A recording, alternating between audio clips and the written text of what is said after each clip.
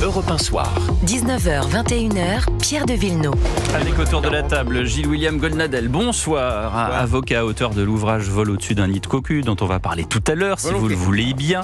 Jules Torres est là également. Bonsoir mon cher Jules, journaliste politique au JDD. Bonsoir Jean-Michel Blanquer. Bonsoir. Merci d'être avec nous, ancien ministre de l'Éducation nationale, auteur de l'ouvrage Civilisation française, publié aux éditions Albin Michel. Alors j'ai parcouru très scrupuleusement tout votre livre. Vous parlez de la décentralisation, d'ailleurs vous préférez parler de liberté locale. C'est à débattre. Vous parlez de la démographie, vous dites qu'avoir des enfants c'est bien, je vous suis là-dessus. Vous parlez des cycles de Kondratiev, ça c'est trop drôle parce que vous avez ça en commun avec François-Xavier Gisbert qui constate qu'on est aussi à la fin d'un cycle. Et puis moi, je pense ne pas être également étranger à cela puisque je dis souvent qu'on est à la fin d'un cycle et j'ai très peur de savoir ce qu'il y a derrière. Vous parlez de l'épargne au service de la nation. Je ne sais pas si vous voulez reciter les bons du Trésor, mais on va en parler également. Vous parlez de la laïcité, vous parlez de la République sociale, de la justice sociale. Mais d'abord, pourquoi ce mot, j'allais dire, ce mot très dogmatique de civilisation, qu'est-ce qui vous fait peur, Jean-Michel Blanquer ? Oh, c'est pas la peur qui me gouverne, au contraire, c'est la volonté de donner la force au mot.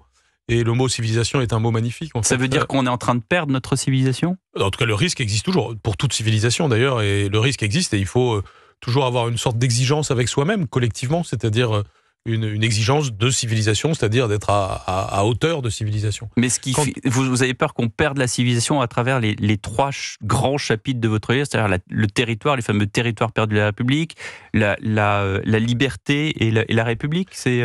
Oui, les trois parties du livre, c'est d'abord le territoire, parce que j'en parle au singulier d'ailleurs, parce que c'est important, l'unité de notre territoire, et le fait qu'on doit le réhabiter, le revitaliser. On s'est habitué en France, comme dans d'autres pays d'ailleurs, au fait que la richesse se concentre sur 10 grandes métropoles. C'est absurde.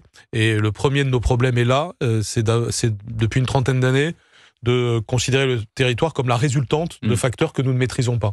Or, gouverner la France pendant des siècles, ça a été au contraire partager avec les Français une idée des frontières du territoire et de son équilibre.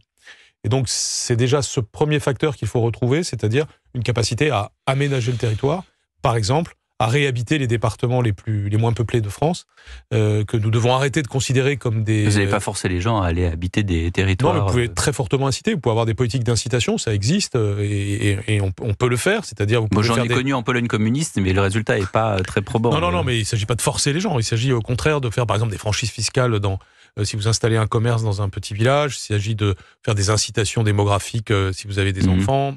C'est le professeur de droit public qui parle, il y a beaucoup de différences entre la réalité et la théorie, cher monsieur. Si demain vous avez une politique d'État que j'expose dans le livre, et qui commence d'ailleurs par une politique maritime, qui suppose de créer un nouveau dynamisme des territoires. Je parle beaucoup du Havre et de Marseille. Oui, les deux grands ports français. Et mondiaux, je fais référence à Michelet qui disait, à très juste titre, Paris, Rouen et Le Havre, c'est une même ville avec la Seine comme grand rue.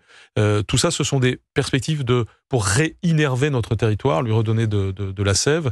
Ça changerait beaucoup de choses en Normandie, en Hauts-de-France et en Île-de-France si un tel projet commençait à se déployer. Mais pour faire le big picture en bon français de votre livre, ce que vous proposez... Alors, je l'ai dit tout à l'heure en introduction dans mes titres, c'est un livre-programme. Je me demande si c'est pour vous ou pour quelqu'un d'autre, mais en tout cas, on peut s'en servir comme programme. Mais pour ces fameuses réformes structurelles qu'on a abandonnées depuis des décennies. Oui, justement. Oui, mais justement, mais pourquoi est-ce qu'on les a abandonnées ? Vous étiez également aux affaires. Je dis pas que vous avez dis pas que vous avez rien fait à l'éducation nationale, au contraire, mais pourquoi est-ce que tout d'un coup, on écouterait Jean-Michel Blanquer, on prendrait ça comme tuto et on le ferait demain alors qu'on est à l'os? C'est-à-dire qu'il n'y a plus un sou et tout ce qu'on trouve, pardonnez-moi, mais vos anciens camarades de gouvernement, tout ce qu'ils trouvent à faire, c'est de taxer, c'est d'essayer de trouver de l'argent dans des petites niches et de prendre aux plus aisés qui font, comme vous le savez aussi bien que moi, tourner ce pays, créer de l'emploi et faire de la croissance. Je vous trouve très ambitieux, Jean-Michel Blanquer. Volontariste en tout cas, parce que je pense qu'aujourd'hui, les problèmes sont considérables. Vous venez d'en mentionner un certain nombre. Ce que tout le monde vit, c'est le court-termisme absurde de la situation politique actuelle. Et donc, l'ambition de l'ouvrage, c'est effectivement de dresser une perspective à long terme, à l'horizon 2050, que ce soit sur nos retraites, que ce soit sur la démographie. Faut pas être pressé 2050. Comment? Faut pas être pressé 2050. La situation est tellement grave, vous me parlez de 2050, on sera peut-être tous morts. Non, mais il faut avoir une vision 2050 pour que les choses se passent bien en 2026 et 2027. C'était 2028 et autrement dit, il n'y a pas de politique bonne à court terme si on n'a pas une vision de long terme, c'est évident. Et donc, sujet par sujet, mais pas en les juxtaposant, en les reliant à une vision de la France et donc de la civilisation française. Je pense que c'est pas fichu. Simplement, il faut. Moi non plus, je pense qu'il faut en revanche aller plus vite. Ah non, mais moi, l'impératif de rapidité, il est clairement dans le livre aussi. C'est simplement, la rapidité n'est pas opposée à l'idée d'avoir une vision à long terme. Hein. Jules Torres. Mais je vais prolonger la question de Pierre de Villeneuve en étant un chouïa plus provoquant. Est-ce que vous n'avez pas l'impression, avec ce titre de livre, Civilisation française, que vous-même, et encore une fois, je ne mets pas de côté tout ce que vous avez fait pour la France et ce que vous avez fait notamment au ministère de l'Éducation nationale, mais c'est un titre qu'on aurait pu lire il y a 20 ans, sous la plume de Alain Finkielkraut, sous la plume de Régis Debray, sous la plume plus politique de Philippe de Villiers ou d'Éric Zemmour. Quelle est la plus-value de votre livre 20 ans après, alors que ce sujet de la civilisation a été abordé il y a 25 ans déjà ? Oui, alors, entre parenthèses, ce qui est très curieux, c'est que ce mot, ce titre, n'a jamais été donné à un livre dans les 2 siècles qui viennent de passer, à part un tout petit livre de Georges Duhamel. Donc ça m'a d'ailleurs surpris et j'ai souhaité lui redonner de la vitalité. Philippe de Villiers en parle, même si c'est pas le titre du livre. Non, là, je parle de titre en tant que titre. Si vous voulez. Dans Identité malheureuse, il parle de civilisation. Oui, ou Brodel, que vous citez d'ailleurs dans votre livre. L'auteur que je cite le plus, c'est Fernand Braudel. Je veux situer ça dans une perspective historique. Braudel nous aide énormément à penser l'époque dans laquelle nous sommes, les changements de cycle, notamment en faisant la distinction entre la temporalité de la civilisation, la temporalité des époques, et puis la temporalité de l'événement. Aujourd'hui, c'est sur ces 3 registres-là que nous sommes à un tournant. Il faut donc identifier cela. Je pense que la valeur ajoutée du livre, c'est déjà de partir de cela, c'est-à-dire de prendre très au sérieux la notion de civilisation, de creuser ce qu'elle signifie et en quoi elle nous aide à raisonner sur notre temps actuel. Et ça amène à des choses ensuite très concrètes. Par exemple, vous parliez des cycles de Kondratiev. À mes yeux, nous sommes vraiment... Il y a le précédent cycle, c'était le cycle Internet, qui a eu comme épicentre la Californie. Le nouveau cycle, ce sera l'intelligence artificielle et la transformation écologique, et les 2 sujets articulés, avec évidemment tout ce qui va avec. Et ce nouveau cycle, est-ce que en spectateur, on décide que c'est la Chine qui va en être l'épicentre, dans un duel avec les États-Unis, ou est-ce qu'on a du volontarisme à l'échelle française et européenne pour se remettre, nous, au centre? On en a tout à fait les atouts, parmi les meilleurs ingénieurs d'IA, il y a des Français, il y a le Mistral AI qui est un bel exemple. Et donc le volontarisme, ça peut marcher. Et évidemment, pour ça, il faut que les Français soient unis autour d'un projet. D'où l'importance de commencer par les idées et d'avoir un projet de civilisation. Page 162, vous dites « S'intégrer à la France, ce n'est pas seulement habiter son sol, c'est partager son âme ». Je suis désolé, Jean-Michel Blanquer, quand on voit ce qui se passe aujourd'hui, quand on voit ne serait-ce que la communauté footballistique marocaine qui fait péter des pétards autour de la Tour Eiffel et qui dit ici on est chez nous, et c'est un exemple parmi les 50 qu'on vous livre sur nos antennes tous les jours. Enfin, pardon, quand vous dites chaque fois qu'un pays refusera de recevoir les OQTF, les sanctions politiques économiques lui seront appliquées. Très bien, mais ça on le dit aussi depuis très longtemps. Faire, tout simplement. Donc pardonnez-moi d'être aussi provoquant à tout le moins que mon ami Torres, mais c'est des yaka faucons, ça. Non, on peut toujours dire que c'est du yaka faucon à mesure où ça n'existe pas aujourd'hui. En revanche, ça existe, c'est prévu. Ce que je prétends, c'est que à partir encore une fois de cette notion de civilisation, vous déduisez une série de politiques publiques, comme celle par exemple de maîtriser beaucoup mieux notre peuplement, ce qui signifierait le genre de choses qui sont écrites là. Donc là, il faut imaginer un président ou une présidente de la République élu qui se saisissent de choses pareilles et qui l'accomplissent au lendemain. Ou un Gilles William Goldnadel qui écrit vol au-dessus d'un nid de cocu et qui vous démontre tout le contraire. C'est-à-dire que, en principe, on ne me reproche pas d'être flagorneur. Donc je vous dis, je parle à celui qui a été le meilleur ministre de l'Éducation nationale depuis 20 ans. J'arrive pas à comprendre comment on peut choisir M. Blanquer, ensuite choisir M. Papendiaï. Il y a quelque chose qui m'échappe, mais ça n'est pas... Je pense que ça a échappé à Blanquer aussi. Mais c'est sûr, mais moi, mon problème, parce que d'une certaine manière, mon livre, c'est exactement le contraire du vôtre. Moi, je ne sais pas s'il est midi moins 5 ou midi 5.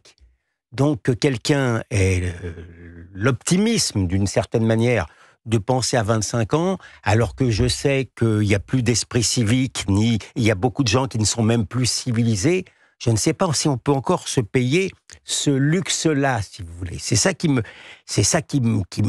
qui échappe, je le dis franchement, au premier degré, à mon entendement. Mais je ne demande pas mieux, que je suis dans le présent, je vous admire et je vous envie.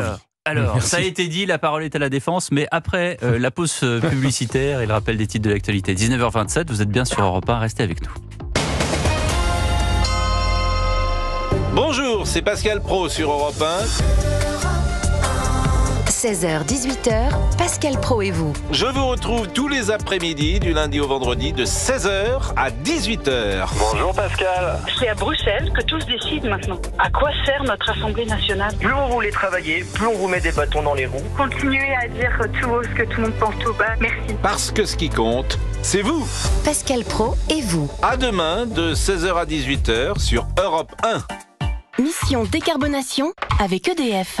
Rendez-vous tout à l'heure dans Mission Décarbonation. Nous recevrons Bettina Lavaux, responsable solutions énergétiques pour les entreprises chez EDF. Il y a une Opel pour chaque. Et chaque.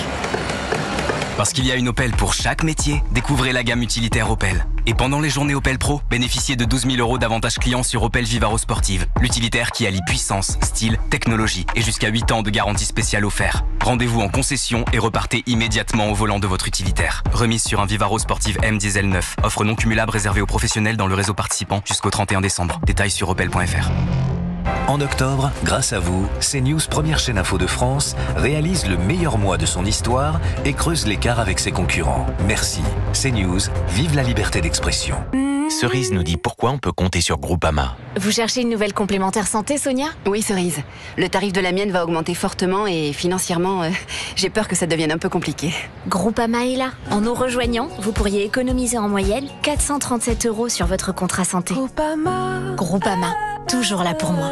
Économie moyenne à garantie équivalente ou supérieure déclarée par des nouveaux clients en assurance santé ayant souscrit un contrat entre décembre 2024 et mai 2025. Étude Ipsos juin 2025, plus d'infos sur groupama.fr.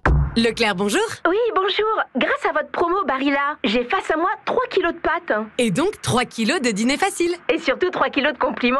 Bravo maman, c'est trop bon les pâtes, t'es la meilleure. Et tout ça pour le prix de 2. Car du 11 au 22 novembre, pendant les super pouvoirs d'achat chez Leclerc, pour l'achat de 2 paquets de pâtes classiques Barilla 1 kg, le 3e est offert.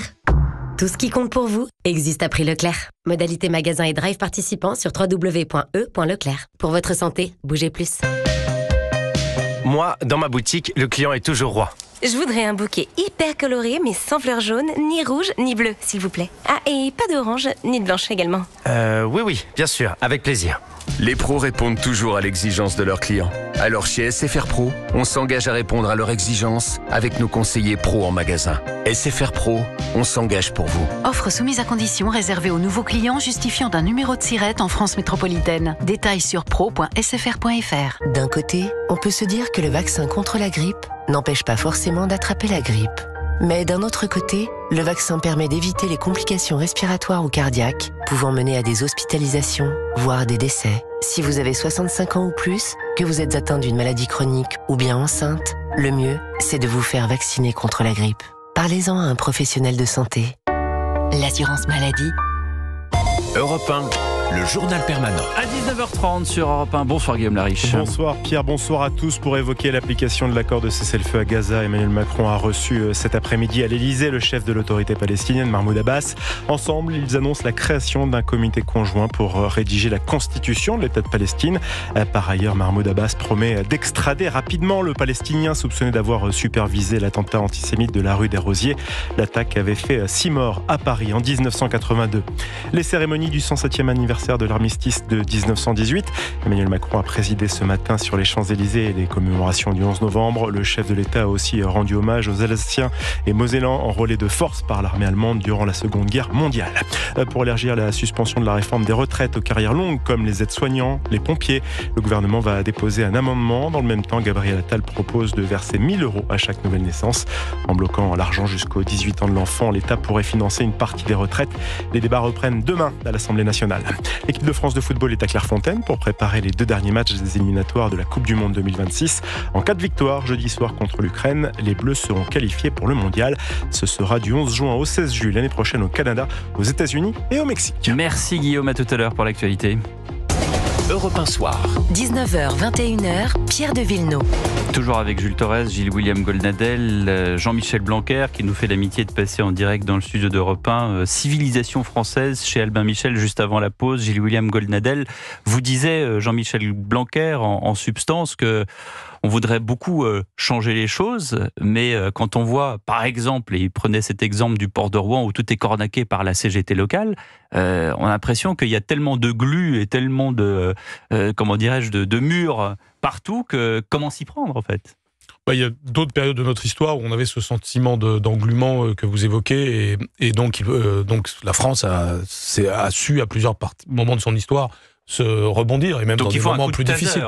Oui, bien sûr. Parce que votre livre, il est très complet, encore une fois, c'est vraiment un livre-programme, mais il est très républicain, avec toute l'emphase, tous les machicoulis et les corniches qu'il y a dans la République, vous voyez, tous les lambris des ministères que vous avez connus. Non, je pense qu'il n'y a pas de lambris dans ce livre, il y a surtout de la... Il y a beaucoup de fond. Il y a de la cohérence avec l'idée républicaine, ça, je suis d'accord, mais il faut quand même quelque chose de rapide, c'est-à-dire qu'avant de faire un traitement long, il n'y a pas de médecin dans la salle, mais on a besoin d'un petit coup de cortisone ou d'antibiotiques. Oui, mais encore une fois, j'oppose surtout pas le court terme et le long terme. Je pense que c'est la prochaine élection présidentielle qui permettra ce coup de taser dont vous parlez. Il faut que la personne... Ah oui, donc jusqu'en 27, rien. Non, mais jusqu'en 27, c'est très difficile de... Enfin, à la limite, c'est pas mon sujet là. Mon sujet, c'est qu'est-ce qu'on fait le moment venu.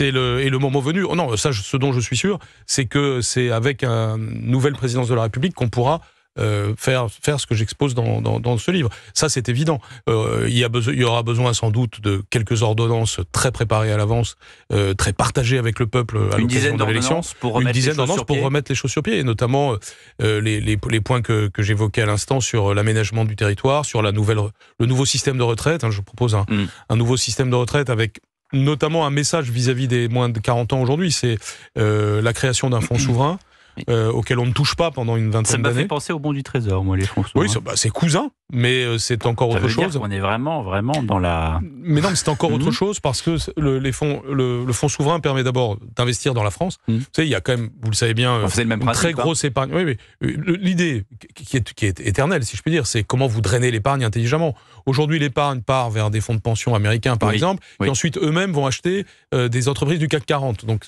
on est doublement perdant quand c'est comme ça. 310 milliards. Exactement. Donc c'est absurde. Et donc aujourd'hui, il faut avoir des mécanismes de drainage de l'épargne vers l'investissement productif français. Absolument. Et on peut, parce qu'il y a une épargne française très importante. Donc c'est d'une certaine façon une façon de créer les circuits d'irrigation dont nous avons besoin. Et donc c'est le système de retraite que je détaille dans le livre. Ça, quelque chose comme ça, c'est par ordonnance au lendemain d'une présidentielle, parce qu'avant l'élection, vous avez expliqué ce que vous voulez faire. Donc vous êtes légitime à faire cela. C'est même pas la peine de faire un référendum sur un sujet si vous l'avez dit pendant l'élection présidentielle. Monsieur Blanquer, c'est très intéressant tout ce que vous nous dites, mais c'est extrêmement technique. La décentralisation, l'aménagement du territoire, le système des retraites. Or, votre livre s'appelle Civilisation française. Pour restaurer la civilisation française, je suis pas sûr qu'on y arrive avec des mesures extrêmement techniques. C'est avec un projet. Et vous parlez de République. Est-ce que la République aujourd'hui est assez puissante pour être ce projet-là ? On voit bien qu'il y a quand même beaucoup d'idéaux anti-républicains, irrépublicains qui sont en France et qui prospèrent. Quel projet vous portez ou vous espérez voir porter à la prochaine élection présidentielle pour restaurer cette civilisation-là ? Là où je vous suis, c'est qu'il faut surtout pas, dans un programme désormais, additionner des mesures techniques. Ça ne doit pas être ça. Ça ne peut pas être que ça, en tout cas. Les choses doivent être reliées à un centre commun. La politique, c'est pas juste avoir de bonnes idées techniques. C'est déjà pas mal, mais c'est pas du tout suffisant. La politique, c'est avoir une vision pour la France. Et notamment, encore une fois, une vision du territoire. Quelles en sont les frontières ? Quel en est l'équilibre ? Et sur la base de cela, évidemment, des mesures viennent s'articuler. Donc le livre fait sans arrêt un aller-retour entre ce qu'il y a de plus historique et philosophique avec ce qu'il y a de plus précis et technique, précisément pour que les sujets soient reliés entre eux. Regardez ce qu'on vient de se dire sur les retraites, c'est en réalité relié aussi à la question démographique et c'est relié à la question du territoire. Donc oui, je pense que le projet républicain est matriciel pour penser l'avenir. Vous êtes toujours sur le projet républicain fondateur. Oui, parce que l'idée républicaine, qui d'ailleurs se prépare même dans les siècles de l'Ancien Régime. Quand vous avez Jean Bodin au XVIe siècle qui écrit les 6 livres de la République au service du monarque, c'est parce que l'idée républicaine, c'est tout simplement l'idée du commun. Qu'est-ce que nous avons en commun ? Or, aujourd'hui, nos sociétés, pas seulement la France, sont hyper fragmentées, hyper individualistes, hyper matérialistes. Et donc, le risque de fragmentation lié au fonctionnement démocratique est très fort, d'où le fait que les autoritarismes ont un tel vent en poupe actuellement. Si on veut rester en démocratie et équilibrer cette tendance à la fragmentation, il faut l'idéal républicain qui est un idéal du commun. Donc le civisme, ce que je propose sur le service national, la proposition du travail-séjour, par exemple, sur l'immigration, c'est une question également. Et puis alors, vous terminez le livre par ce chapitre, gouverner, c'est écouter les Français. Et j'ai entouré en disant, bah non. Et après, je me suis dit, en fait, c'est oui et non. C'est-à-dire que si vous commencez à écouter les Français, vous dites, la retraite à 67 ans. Les Français vont dire, ah ben non, et puis ils vont être dans la rue. Vous allez dire, on repart des 35 heures et on remet les 40 heures. Les Français vont dire, bah non. Donc si vous commencez à écouter l'opinion publique, vous aurez le droit à des bah non. Et vous aurez le droit à la France dans la rue. Et alors, est-ce que, aujourd'hui, d'abord, est-ce que vous pensez que M. Lecornu et son équipe écoutent le gouvernement ? J'entends un bah non. Écoute les Français, bon, on n'a pas l'impression. Et d'autre part, je me souviens de Jacques Julliard qui avait fait un très très bon livre dans les années 2008-2009 sur l'opinion publique. J'ai envie de dire, n'est-il pas l'homme politique ou la femme politique le plus courageux ou la plus courageuse qui, justement,